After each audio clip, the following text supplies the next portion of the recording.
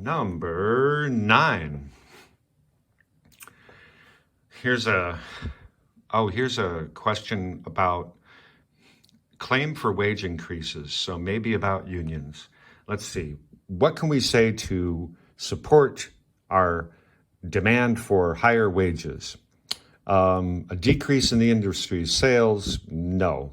Then firms have less money. They won't give you a raise. Decrease in the need for specialist training? No.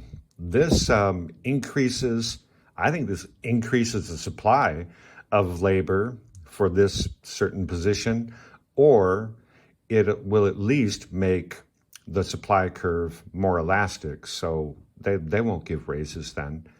An increase in cheap imports of a rival product? No, this will reduce demand and probably reduce prices. So it must be D.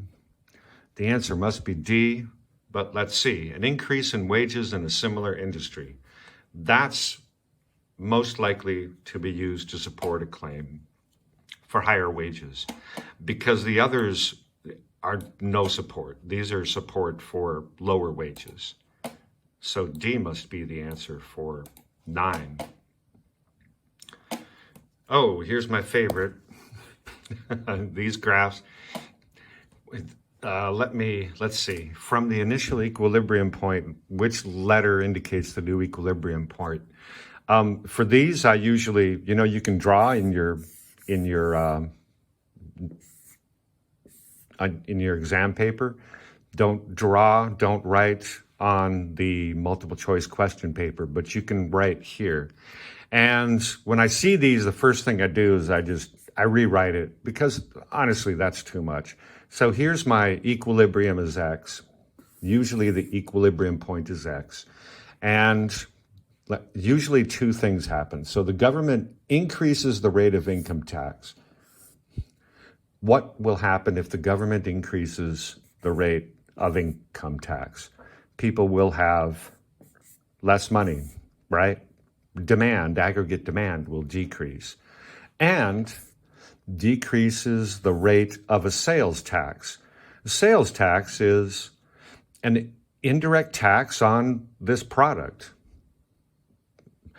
Let's see, in a market for normal goods, so that will shift the supply curve. So from X we go, from X we go here, and then we go here, and that's kind of hard to see. X we go here, and then we go here. So for 10, the answer is D. So let's try again. For X we go here, and then here. The answer is D.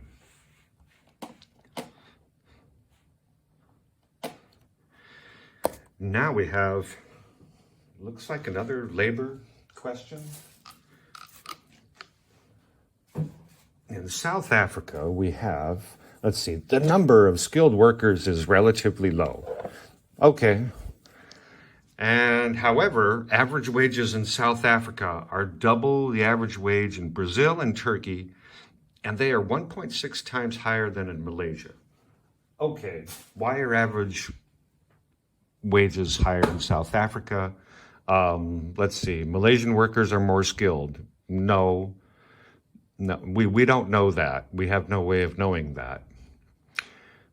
B, prices in South Africa are double those in Brazil. Well, this question asks about, the question gives us information about wages for skilled workers. It doesn't, but that's not a reason why wages would be higher. C, South Africa's labor productivity is low. This would be the opposite conclusion. Or actually not an opposite conclusion, but we don't know this. We don't know C, and we don't know B. We also don't know A, so maybe the answer must be D. And that makes sense. So South African wages for skilled workers are higher because the trade unions have strong buying power. So for 11, the answer is D, and that makes sense. How about question 12? I think question 12 was the same question on the question paper 11. So let's see, a tire firm that wants horizontal integration may merge with another firm producing tires, because that's horizontal integration. Let's see, tires, same, they're in the same level of the same business. Oops, tires.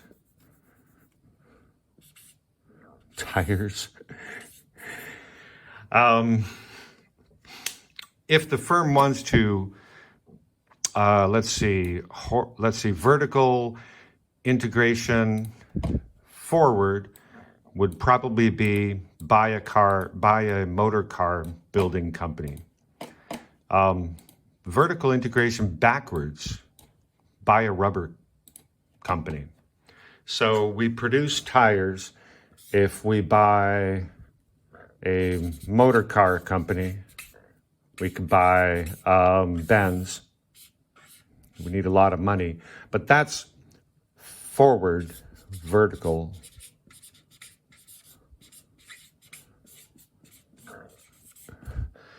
integration. And if the tire company buys a rubber company, that's an R. Rubber is used to produce tires, so that would be backward vertical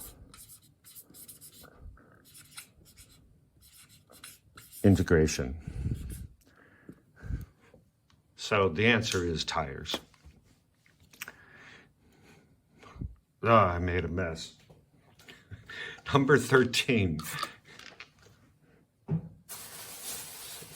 Which costs